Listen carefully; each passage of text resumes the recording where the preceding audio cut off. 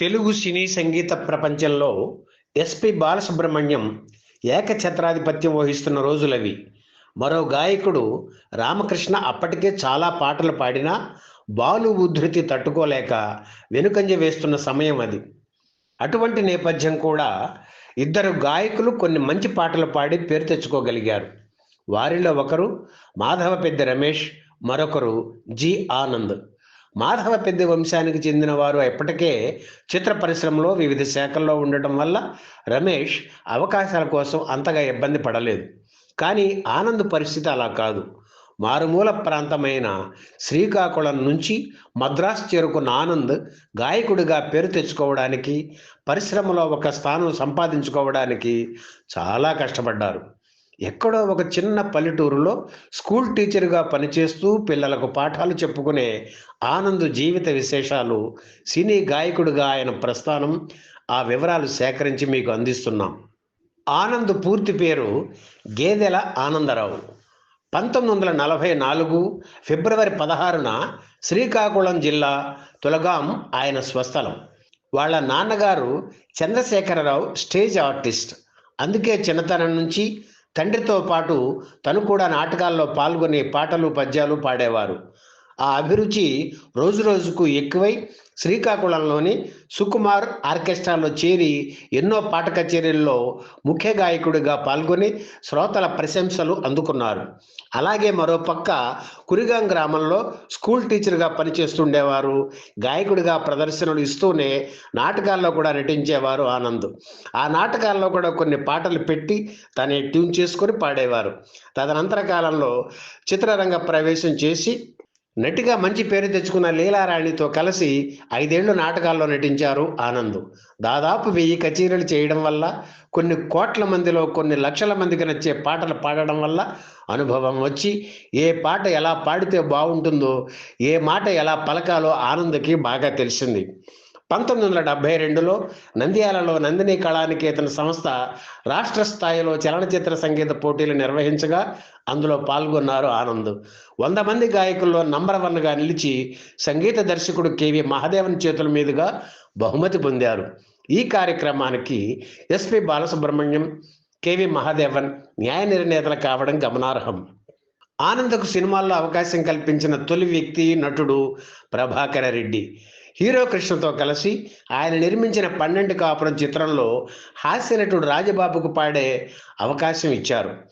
ఆడి పాడే కాలంలోనే అనుభవించాలి అంటూ సాగే ఈ పిక్నిక్ సాంగ్లో పి సుశీల బాలుతో కలిసి తన గొంతు కలిపారు ఆనంద్. ఆ తరువాత స్నేహబంధం, మమత, నేరము శిక్ష, పెద్దింటి కోడలు, వింత ఇల్లు, సంతగోల తదితర చిత్రాల్లో పాడే అవకాశం ఆయనకు వచ్చింది.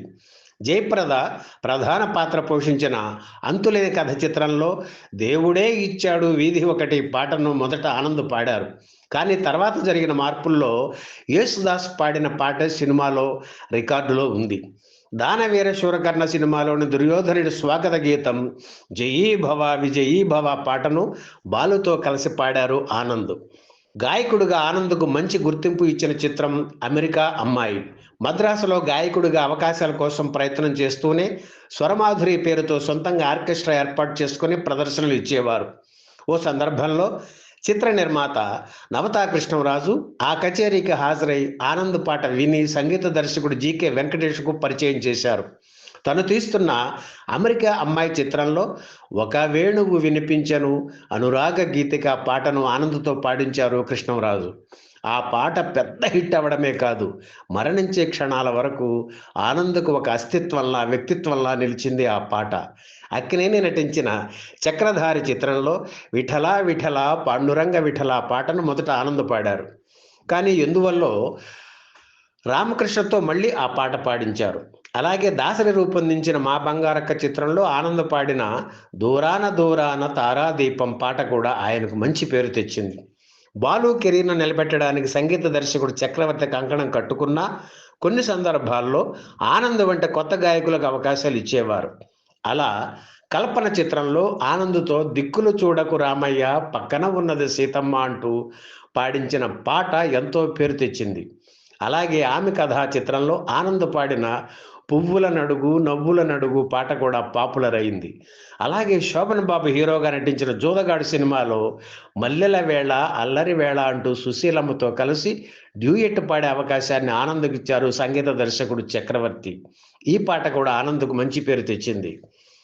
జానపదాలకు నెలవైన ఉత్తరాంధ్ర నుంచి వచ్చిన వ్యక్తి కావడంతో అటువంటి పాటలు దొరికితే ఎంతో ఉత్సాహంతో పాడేవారు ఆనంద్. అటువంటి పాటే ప్రాణం ఖరీదులోని ఎన్ని ఇయ్యల్లో ఎందాక. అలా చిరంజీవికి తొలి డ్యూయెట్ పాడిన ఘనత ఆనంద్కి దక్కింది. అలా గ్రేట్ డైరెక్టర్ బాపు రూపొందించిన మన ఊరు పాండవులు చిత్రంలో ప్రసాద్ బాబు గీతలపై చిత్రీకరించిన నల్లా నల్లా మబ్బుల్లోన లగ్గో పిల్ల పాట కూడా ఆనంద్కు పేరు తెచ్చింది. ఆనంద్కు తన పరిమితులు శక్తులు తెలుసు. అందుకే గాయకుడిగా తనకు వచ్చిన గుర్తింపుతో మరిన్ని అవకాశాల కోసం ప్రయత్నిస్తూనే తన స్వరమాధురి సంస్థ ద్వారా దేశ విదేశాల్లో కచేరీలు ఇచ్చేవారు. ఒక రకంగా చెప్పాలంటే సినిమా పాటల కంటే స్వరమాధురి సంస్థ ద్వారా నాకు డబ్బు ఎక్కువ సంపాదించారు ఆనంద్ అని చెప్పేవారు. 1990 ఫిబ్రవరి 18న వైజాగ్లో తన స్వరమాధురి సంస్థ ద్వారా నిర్వహించిన ఒక గొప్ప కార్యక్రమం గురించి వైజాగ్ వాసులు ఇప్పటికీ గుర్తు చేసుకుంటూనే ఉంటారు. విశాఖ మున్సిపల్ స్టేడియంలో ఎంతో వైభవంగా ఈ కార్యక్రమంలో గాయని ఎస్ జానకి, ఎస్పి బాలసుబ్రహ్మణ్యం, కమల్ హాసన్లను ఘనంగా సత్కరించారు ఆనంద్. ఈ వేడుకలో బాలు, సావిత్రి, గాయని జానకి, రామ్ ప్రసాద్ జంటలను, కమల్ హాసన్లను నిలువెత్తు గులాబీ మాలలతో సన్మానించారు. ఈ వేడుకలో రాజేంద్ర ప్రసాద్, మురళీమోహన్ తదితరులు పాల్గొన్నారు.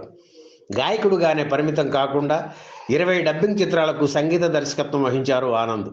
గాంధీనగర్, 2వ వీధి, స్వాతంత్ర్యానికి ఊపిరిపోయండి, రంగవల్లి చిత్రాలకు సంగీత దర్శకత్వం వహించారు ఆనంద్. అలాగే షిరిడి సాయిబాబా, తిరుపతి బాలాజీ, విష్ణు పురాణం, గాంధర్వ మాలయతోయాజ్ వంటి సీరియల్స్కు సంగీతం అందించారు. అమెరికా అమ్మాయి చిత్రంతో ఆనంద్కు గీతానుబంధమే కాదు జీవితానుబంధం కూడా ఉంది. ఆ చిత్రంలో హీరోయిన్కి డబ్బింగ్ చెప్పడానికి వచ్చిన గాయని సుజాతతో పరిచయం ఏర్పడి అది ప్రేమగా మారి పెళ్లి వరకు దారితీసింది. ఆనంద్ దంపతులకు 2 కుమారులు, 2 అమెరికాలో స్థిరపడ్డారు. కరోనా మహమ్మారి వల్ల ఎందరో సినీ ప్రముఖులు అకాల మరణం పొందారు. వారిలో ఆనంద్ కూడా ఉన్నారు. కరోనా బారిన పడిన ఆయన 2021 మే 6న కన్నుమూశారు. సకాలంలో వెంటిలేటర్ లభించకపోవడం ఆయన మరణానికి కారణమైంది. వీరుల విందైన ఎన్నో పాటలు పాడిన ఆనంద్ ఆ పాటల ద్వారా చిరకాలం గుర్తుండిపోతారు.